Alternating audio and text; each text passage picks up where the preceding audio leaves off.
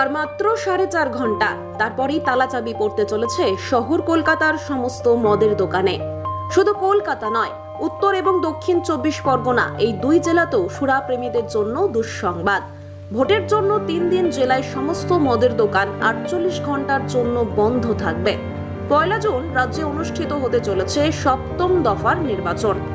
এদিন কলকাতা উত্তর, কলকাতা দক্ষিণ, ডায়মন্ড হারবার, মথুরাপুর, জয়নগর, যাদবপুর, বারাসাত, বসিরহাট এবং দমদম কেন্দ্রগুলিতে অনুষ্ঠিত হতে চলেছে ভোট।